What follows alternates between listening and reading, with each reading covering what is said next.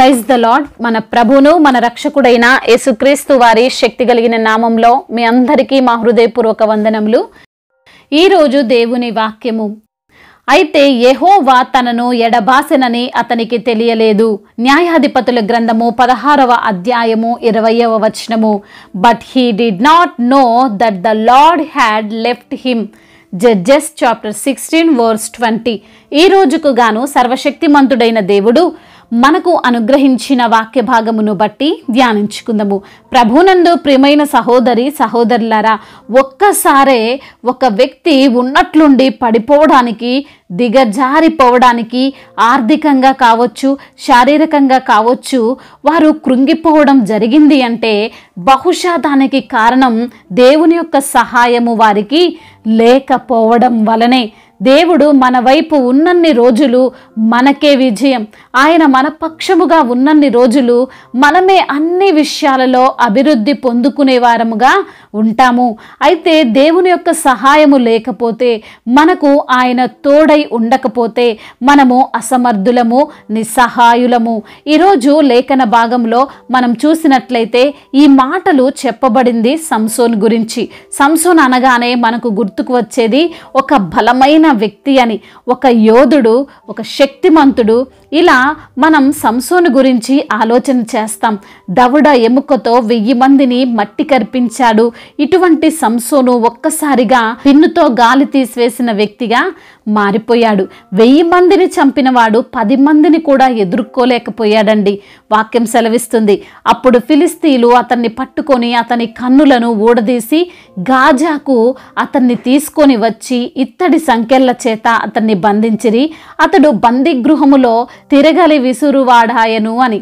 ఎలా ఉండేవాడు, ఎలా మారిపోయాడో కదండి. కొన్నిసార్లు ఇదే మాట మన గురించో లేదా మన కుటుంబం గురించో వేరే వారు అనుకుంటుండగా మనం వింటాం.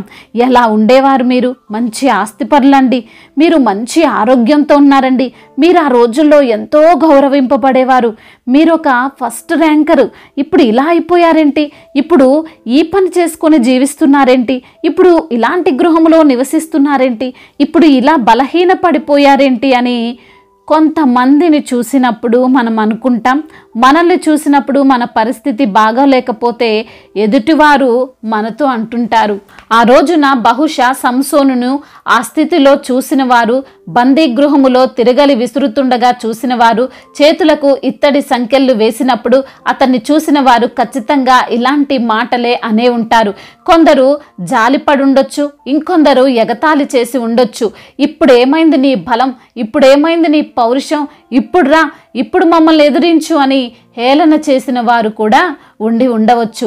ఈ రోజున నీ యొక్క పరిస్థితిని చూసి, సడన్గా నీ జీవితంలో జరిగిన అనుకోని ఊహించని మార్పులను బట్టి, నీవు ఉన్న పరిస్థితిని బట్టి నిన్ను కూడా ఇలానే మాట్లాడుతున్నారేమో.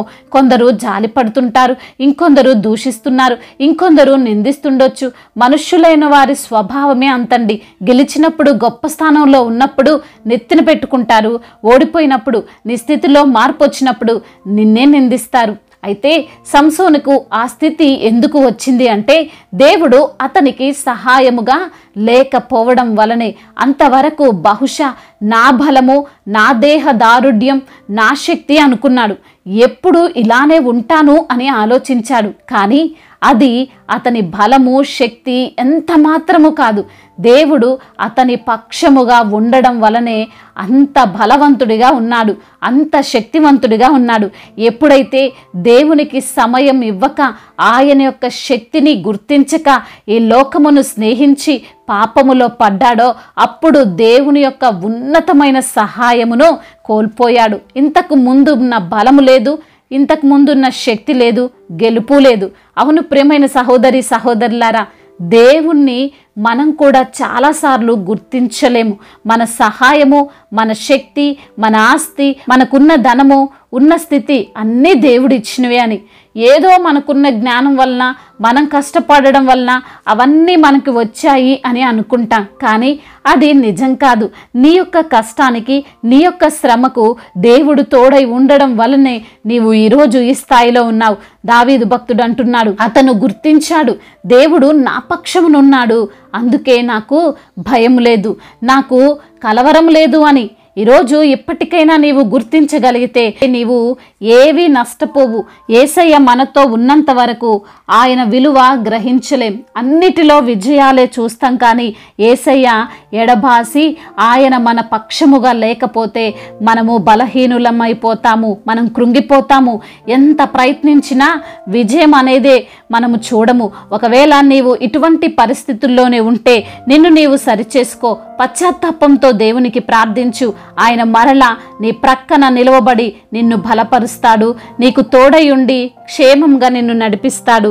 దేవుడి మాటలను దీవించి మన హృదయములో ఫలింప చెయ్యునుగాక.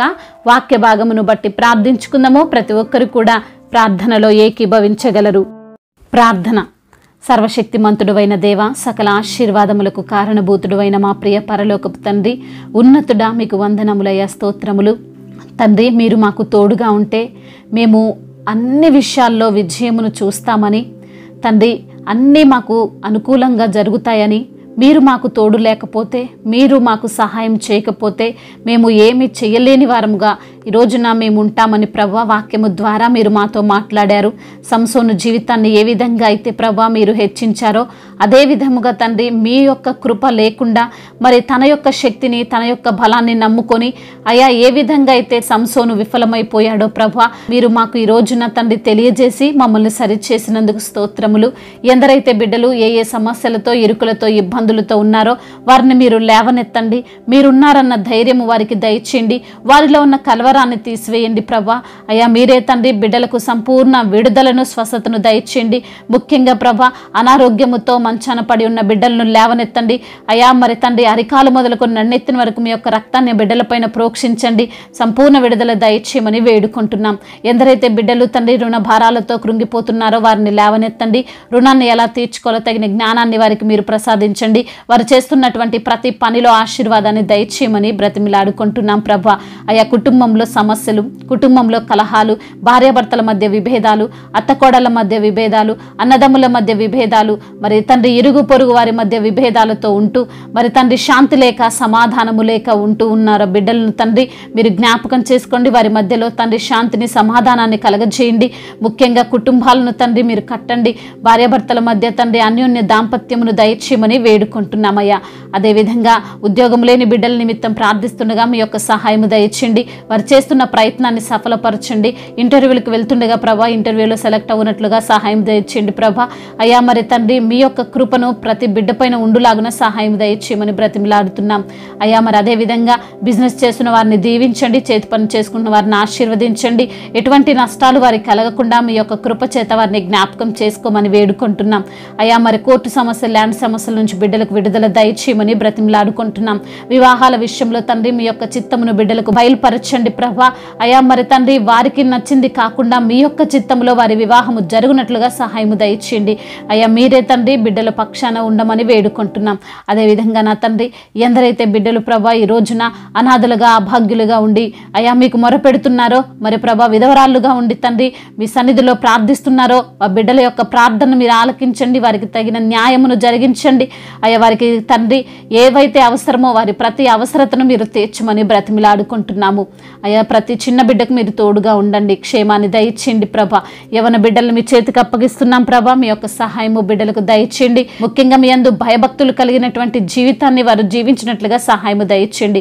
గర్భఫలము లేని బిడ్డల కొరకు ప్రార్థిస్తుండగా సహాయం దయచేయండి తండ్రి. అయ్యా గర్భఫలం ఇచ్చే దేవుడవు నీవే ప్రభా. మీరిచ్చు బహుమానము నా తండ్రి అట్టి బహుమానము బిడ్డలు పొందుకున్నట్లుగా సహాయము దయచేయమని బ్రతిమిలాడుతున్నాం. అదేవిధంగా గర్భిణీ స్త్రీలను దీవించండి. తల్లి బిడ్డలకు క్షేమాన్ని దయచేయండి. డెలివరీ సమయంలో మీరే వారిని తండ్రి వారికి తోడుగా ఉండి వారిని బలపరచమని వేడుకుంటున్నాము. అయా మరి తండ్రి ఇతర దేశాల్లో ఉంటున్న ప్రతి బిడ్డ కొరకు ప్రార్థిస్తుండగా మీ యొక్క సహాయం దయచేయండి. ఒంటరిగా ఉంటుండగా ప్రభా మీరే వారిని బలపరచండి. చేస్తున్న పనుల్లో ఆశీర్వాదాన్ని దయచేయండి.